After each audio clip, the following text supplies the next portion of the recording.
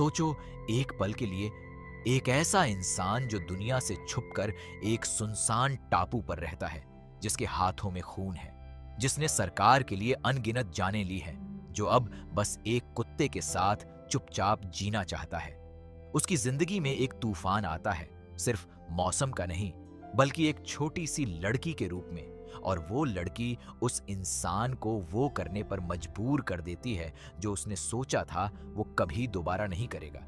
ये कहानी है शेल्टर की, और इसमें जो होता है वो आपको एक पल के लिए भी सांस नहीं लेने देगा। तो आंखें खोलो, कान लगाओ और शुरू करते हैं वो कहानी जो एक तूफान से शुरू होती है और एक आग की लड़ाई पर खत्म होती है। स्कॉटलैंड के बाहरी समुद्र में आउटर हेब्रिडीज के एक छोटे से टापू पर एक पुराने लाइट हाउस में रहता है माइकल मेसन। जेसन स्टेथम की यह भूमिका है जो कभी ब्रिटिश सरकार का सबसे खतरनाक हथियार था। MI6 की एक सीक्रेट यूनिट थी जिसे ब्लैक किड्स कहते थे। एक ऐसी टीम जो वो काम करती थी जिसे सरकार ऑफिशियली कभी मानती नहीं थी। माइकल उसी टीम का सदस्य था, एक ट्रेंड किलर, एक शैडो ऑपरेटर, एक ऐसा इंसान जिसका नाम किसी फाइल में नहीं था। उसने पूरी जिंदगी आदेश माने, टारगेट्स खत्म किए, सीमाएं पार की। लेकिन 10 साल पहले एक ऐसा पल आया जब माइकल ने पहली बार अपने बॉस का हुक्म मानने से इनकार कर दिया। 10 साल पहले माइकल को एक ईरानी न्यूक्लियर डिफेक्टर को मारने का आदेश मिला था। एक ऐसा इंसान जो अपने देश की न्यूक्लियर सीक्रेट्स लेकर भागा था और शरण मांग रहा था।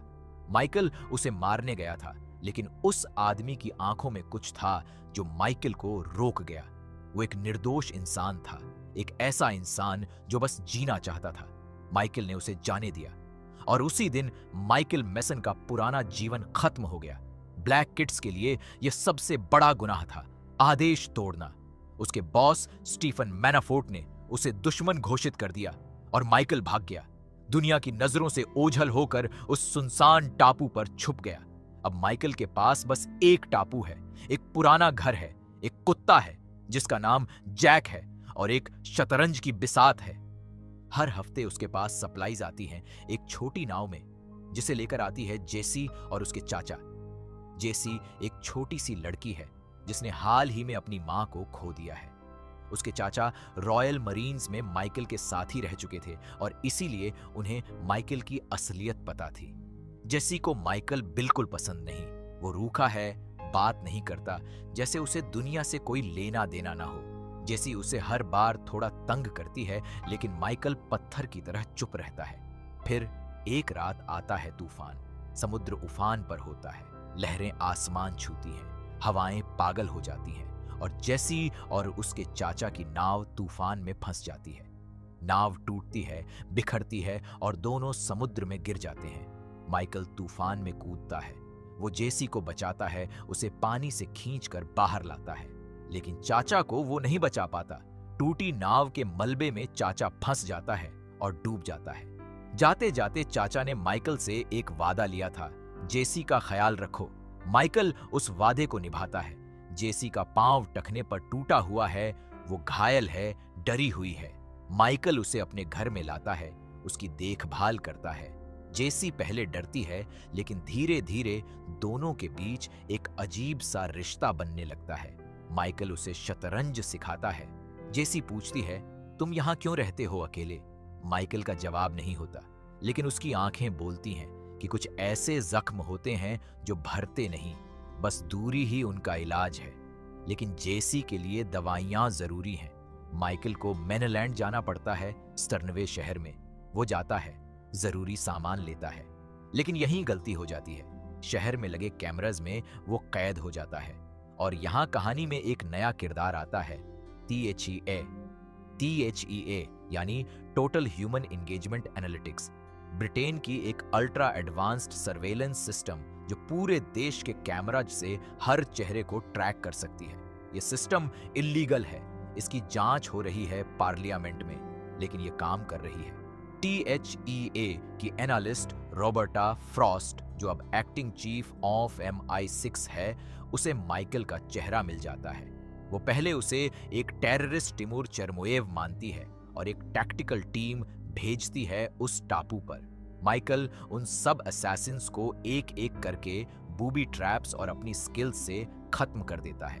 रॉबर्टा को जल्द ही पता चलता है कि यह आदमी कोई टेररिस्ट नहीं है, ये माइकल मेसन है, एक पुराना ब्लैक काइट ऑपरेटिव। और ये भी पता चलता है कि इस पर किल ऑर्डर मैनाफोर्ट का है, MI6 का नहीं, स्टीफन मैनाफोर्ट, वो नाम जो इस पूरी कहानी की जड़ है। बिल नाइगी ने इस किरदार को जिया है। मैनाफोर्ट MI6 का चीफ था, एक शातिर, ठंडे दिमाग का इंसान जो THEA प्रोग्राम को चलाता था। पब्लिक इंक्वायरी में उसे हटा दिया गया था, लेकिन प्राइम मिनिस्टर फोर्डहम उसका साथी था। मैनाफोर्ट अब MI6 के बाहर से ब्लैक ऑप्स चला रहा है, कोई अकाउंटेबल नहीं है उसके लिए। और वो चाहता है कि माइकल मर जाए, क्योंकि माइकल उसके सबसे बड़े राज को जानता है। माइकल और जेसी को टापू छोड़ना पड़ता है। वो मेनलैंड स्कॉटलैंड पहुंचते हैं, लेकिन मैनाफोर्ट ने एक और ब्लैक काइट ऑपरेटिव को भेजा है, जेम्स वर्कमैन। वर्कमैन एक खूंखार किलर है जो सिर्फ मैनाफोर्ट के ऑर्डर्स मानता है। वो माइकल और जेसी के पीछे पड़ जाता है। एक लंबा और खतरनाक कार चेस होती है स्कॉटलैंड की सड़कों पर। लोकल पुलिस भी बीच में आ जाती है। माइकल किसी तरह निकल जाता है, लेकिन यह वर्कमैन का पीछा करना बंद नहीं होता। माइकल जेसी को लेकर एक पुराने दोस्त के पास जाता है, आर्थर बूथ। आर्थर वो इंसान है जिसने THEA सिस्टम बनाई थी। अब वो बीमार है, कैंसर ने उसे तोड़ दिया है, लेकिन उसके दिल में अपनी गलती का पछतावा है। वो जानता है कि THEA ने जो किया वो गलत था। माइकल उससे मदद मांगता है जेसी को कहीं सुरक्षित रखने की, लेकिन आर्थर बहुत बीमार है, वो जेसी की जिम्मेदारी नहीं ले सकता। माइकल एक ऐसा नाम सजेस्ट करता है जो सुनकर आर्थर चौंक जाता है, कमल शाह। कमल शाह एक नाइट क्लब ऑनर है, लंदन के आइल ऑफ डॉग्स में, एक ह्यूमन ट्रैफिकर है और साथ ही MI6 का इन्फॉर्मेंट भी। माइकल को पता है कि कमल के पास वो रिसोर्सेज हैं जिससे जेसी को नई आइडेंटिटी मिल सकती है और उसे स्पेन सेफली भेजा जा सकता है। लेकिन तभी वर्कमैन आर्थर के घर पर हमला कर देता है। तीनों को वहां से जान बचाकर भागना पड़ता है। माइकल और जेसी लंदन पहुंचते हैं। रास्ते में दोनों के बीच एक गहरी बातचीत होती है। जेसी पूछती है कि क्या माइकल को डर नहीं लगता। माइकल कहता है कि डर तो बहुत लगता है, लेकिन डर से भागने की आदत छूट गई है। जेसी उसे बताती है कि उसकी मां की मौत कैसे हुई, कैसे उसने अकेले सब झेला। दोनों के दर्द अलग हैं, लेकिन उनके बीच एक ऐसा धागा है जो उन्हें जोड़ता है, अकेलेपन का धागा। कमल के नाइट क्लब में माइकल पहुंचता है। कमल चालाक है, मगर माइकल उससे भी चालाक है। माइकल उसे साफ बताता है कि मैनाफोर्ट अब MI6 की छत्रछाया में नहीं है, वो फ्री एजेंट बन चुका है और किसी के भी लिए खतरा हो सकता है, खुद कमल के लिए भी। कमल एक डील करता है, वो जेसी को नई आइडेंटिटी देगा और स्पेन भेजेगा, लेकिन शर्त यह है कि माइकल मैनाफोर्ट को मार दे। माइकल मान जाता है, लेकिन डील पूरी होने से पहले ही मैनाफोर्ट ने कई ब्लैक काइट ऑपरेटिव्स क्लब में भेज दिए हैं। रॉबर्टा की MI6 टीम भी पहुंच जाती है। एक बड़ी मारकाट होती है नाइट क्लब में। माइकल अकेला लड़ता है, एक एक किलर को न्यूट्रलाइज करता है। वो रॉबर्टा की अरेस्ट टीम को भी डिसआर्म कर देता है, बिना किसी को मारे, और जेसी को बचाकर निकल जाता है। दोनों डॉक पर पहुंचते हैं जहां स्पेन जाने वाली बोट खड़ी है। माइकल जेसी को बोट पर चढ़ा देता है, लेकिन जैसे ही वो मुड़ता है, वर्कमैन सामने खड़ा है। एक आखिरी ब्रूटल क्लोज कॉम्बैट फाइट होती है डॉक पर। ये कोई फैंसी मूवी फाइट नहीं है, ये कच्ची, खूंखार, थका देने वाली लड़ाई है। माइकल घायल होता है, लेकिन अंत में वो वर्कमैन को हरा देता है और उसे खत्म कर देता है। अब बचा है सिर्फ एक नाम, मैनाफोर्ट। माइकल उसके प्राइवेट एस्टेट पर पहुंचता है। मैनाफोर्ट तैयार बैठा है, जैसे उसे पता था यही होगा। दोनों के बीच एक कॉन्वर्सेशन होती है जो इस फिल्म का सबसे पावरफुल सीन है। मैनाफोर्ट कहता है कि माइकल ने ब्लैक काइट्स का सबसे बड़ा रूल तोड़ा, लॉयल्टी। तुमने आदेश नहीं माना, तुम भागे, तुमने सब कुछ बर्बाद किया। माइकल उसे देखता है और शांत आवाज में कहता है कि उसने इंसानियत ढूंढी और यही वजह है कि वो आज भी जिंदा है। और मैनाफोर्ट, उसने सिर्फ आदेश दिए, सिर्फ सिस्टम को चलाया और उसमें कभी इंसान नहीं रहा। माइकल गोली चलाता है, मैनाफोर्ट का किस्सा खत्म होता है। 3 महीने बाद स्पेन के रोंडा शहर में एक खूबसूरत कैफे में जेसी बैठी है। उसका जीवन नया है, नया नाम है, नई शुरुआत है। वो कॉफी पी रही है जब उसके सामने एक चेस पीस आती है, एक छोटी सी मोहरा। वो समझ जाती है कि यह माइकल ने भेजा है। वो उठकर बाहर देखती है। सड़क पर भीड़ में दूर से माइकल उसे एक पल के लिए देखता है। उनकी नजरें मिलती हैं। माइकल मुस्कुराता नहीं, जेसी मुस्कुराती है और माइकल भीड़ में खो जाता है। ये एंडिंग इसीलिए इतनी खूबसूरत है क्योंकि माइकल ने कुछ नहीं मांगा।